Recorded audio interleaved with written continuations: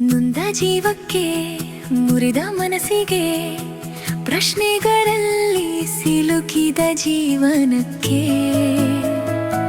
ಬೆಳಕಿಗಾಗಿ ಅಲೆಯುವ ಹೃದಯಕ್ಕೆ ಸತ್ಯವೇದದಿಂದ ಹೃದಯಕ್ಕೆ ಒಂದು ಮಾತು.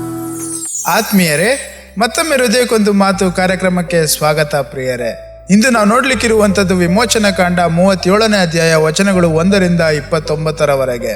ನಿನ್ನೆ ನಾವು ವಿಮೋಚನ ಕಾಂಡ 36ರಲ್ಲಿ ದೇವರ ಜನರು ಎಂತಹ ಸಂತೋಷದಿಂದ ಮತ್ತು ಉದಾರವಾಗಿ ಕಾಣಿಕೆಗಳನ್ನು ತಂದರು ಎಂಬುದನ್ನು ನೋಡಿದ್ದೇವೆ. ಅವರು ಅಗತ್ಯಕ್ಕಿಂತಲೂ ಹೆಚ್ಚು ಕೊಟ್ಟರು ಎಂಬುದಾಗಿ ನಾವು ನೋಡಿದ್ದೇವೆ. ಗುಡಾರದ ನಿರ್ಮಾಣ ಕಾರ್ಯ ಆರಂಭವಾಯಿತು. ದೇವರು ಕೊಟ್ಟ ಯೋಜನೆ ನಿಧಾನವಾಗಿ ರೂಪುಗೊಳ್ಳತೊಡಗಿತು ಎಂಬುದಾಗಿ ನಾವು ನೋಡಿದ್ದೇವೆ. ಇಂದು ನಾವು ಆ ಗುಡಾರದ ಅತ್ಯಂತ ಪ್ರಮುಖವಾದ ಕೆಲವು ವಸ್ತುಗಳ ನಿರ್ಮಾಣವನ್ನ ನೋಡ್ಲಿಕ್ಕಿದ್ದೇವೆ. ಪ್ರಿಯರೇ, ಈ ಅಧ್ಯಾಯವನ್ನ ಓದುವಾಗ ಒಂದು ವಿಷಯ ನಮ್ಮ ಗಮನಕ್ಕೆ ಬರುತ್ತದೆ. ಇಲ್ಲಿ ಹೊಸ ಆಜ್ಞೆಗಳಿಲ್ಲ, ಹೊಸ ಸೂಚನೆಗಳಿಲ್ಲ. ದೇವರು ಈಗಾಗಲೇ ಹೇಳಿದ್ದನ್ನೇ ಜನರು ಮಾಡುತ್ತಾ ಇದ್ದಾರೆ.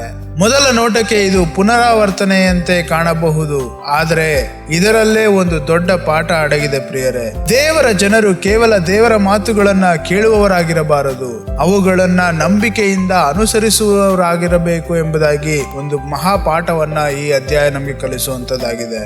ಅಧ್ಯಾಯವು ಬೆಚಲೇಲ್ ಒಡಂಬಡಿಕೆಯ ಮಂಜೂಷೆಯನ್ನ ನಿರ್ಮಿಸುವುದರೊಂದಿಗೆ ಆರಂಭವಾಗುತ್ತದೆ. ಇದು ಗುಡಾರದ ಅತ್ಯಂತ ಪವಿತ್ರವಾದಂತಹ ವಸ್ತು.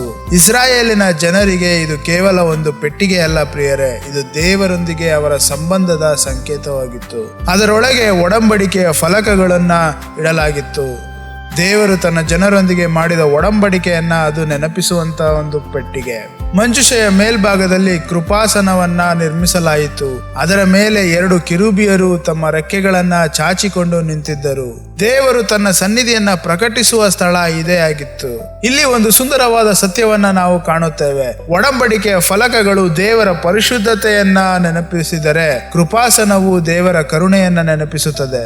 ಅಂದರೆ ದೇವರ ಬಳಿಯಲ್ಲಿ ನ್ಯಾಯವೂ ಇದೆ, ಕೃಪೆಯೂ ಇದೆ, ಪರಿಶುದ್ಧತೆಯೂ ಇದೆ, ಕರುಣೆಯೂ ಇದೆ ಎಂಬುದಾಗಿ ನಾವು ನೋಡುತ್ತಿದ್ದೇವೆ. ಮುಂದೆ ಪ್ರದರ್ಶನದ ರೊಟ್ಟಿಯ ಮೇಜನ್ನ ನಿರ್ಮಿಸಲಾಗುತ್ತಿತ್ತು.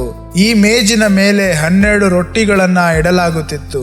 ಇವು ಇಸ್ರಾಯೇಲಿನ 12 ಗೋತ್ರಗಳನ್ನ ಪ್ರತಿನಿಧಿಸುವ ಒಂದು ಸಂಕೇತ. ಇದರ ಮೂಲಕ ದೇವರು ತನ್ನ ಜನರಿಗೆ ಒಂದು ಸತ್ಯವನ್ನ ನೆನಪಿಸುತ್ತಿದ್ದಾರೆ. ನಾನು ನಿಮ್ಮನ್ನ ಮರೆಯುವುದಿಲ್ಲ, ನಿಮ್ಮ ಅಗತ್ಯಗಳನ್ನ ನಾನು ತಿಳಿದಿದ್ದೇನೆ ಎಂಬುದಾಗಿ. ಪ್ರಿಯರೇ, ಮರಳುಗಾಡಿನಲ್ಲಿ ಪ್ರಯಾಣಿಸುತ್ತಿದ್ದ ಜನರಿಗೆ ಇದು ದೊಡ್ಡ ಸಮಾಧಾನದ ಒಂದು ಸಂದೇಶವಾಗಿತ್ತು. ಅದರ ನಂತರ ಸಂಪೂರ್ಣ ಚಿನ್ನದಿಂದ ದೀಪಸ್ತಂಭವನ್ನ ನಿರ್ಮಿಸಲಾಗುತ್ತದೆ. ಗುಡಾರದ ಒಳಗೆ ಯಾವುದೇ ಕಿಟಕಿಗಳಿರಲಿಲ್ಲ. ಆದುದರಿಂದ ಬೆಳಕಿನ ಏಕೈಕ ಮೂಲ ಈ ದೀಪಸ್ತಂಭವೇ ಆಗಿತ್ತು. ಇದು ಕೇವಲ ಬೆಳಕಿಗಾಗಿ ಇರಲಿಲ್ಲ ಪ್ರಿಯರೇ, ಇದರಲ್ಲೂ ಒಂದು ಸಂದೇಶವಿತ್ತು. ಮನುಷ್ಯನು ತನ್ನಷ್ಟಕ್ಕೆ ತಾನೇ ಆತ್ಮಿಕ ಬೆಳಕನ್ನ ಸೃಷ್ಟಿಸಿಕೊಳ್ಳಲು ಸಾಧ್ಯವಿಲ್ಲ ಎಂಬುದಾಗಿ ಇದರ ಒಂದು ಅರ್ಥ. ನಿಜವಾದ ಬೆಳಕು ದೇವರಿಂದ ಮಾತ್ರ ಬರುತ್ತದೆ. ದೇವರ ಮಾರ್ಗದರ್ಶನವಿಲ್ಲದೆ ನಾವು ಸುಲಭವಾಗಿ ಕತ್ತಲೆಯಲ್ಲೇ ನಡೆಯಬಹುದು ಎಂಬುದಾಗಿ ಇದು ತೋರಿಸುವಂತದ್ದಾಗಿದೆ. ನಂತರ ಧೂಪವೇದಿಯನ್ನ ನಿರ್ಮಿಸಲಾಗುತ್ತದೆ.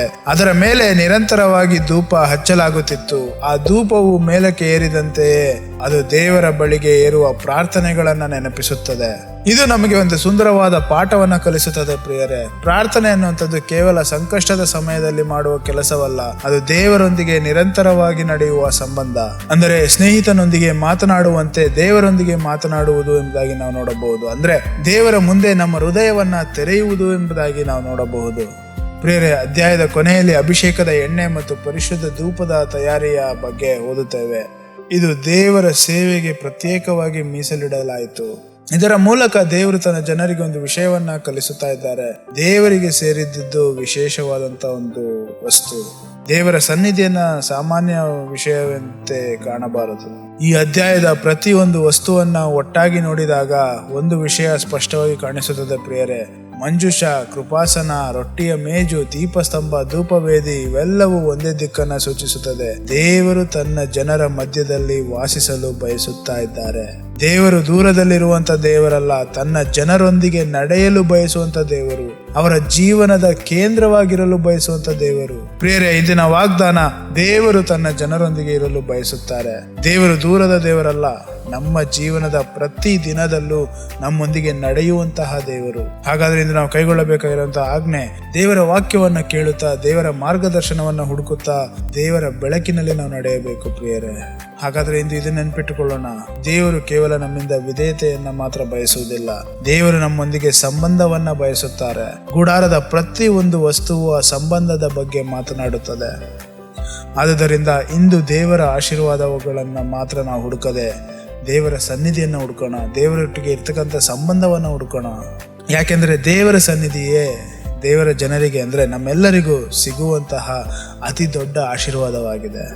ಮತ್ತೆ ಮುಂದಿನ ಸಂಚಿಕೆಯಲ್ಲಿ ಭೇಟಿಯಾಗೋಣ. ಅಲ್ಲಿಯವರೆಗೂ ದೇವರ ಅತಿ ದೊಡ್ಡ ಆಶೀರ್ವಾದವಾಗಿರುವಂತ ಆತನ ಸನ್ನಿಧಿಯನ್ನು ಹುಡುಕುವಂತ ಹೃದಯ ನಮ್ಮದಾಗಿರಲಿ.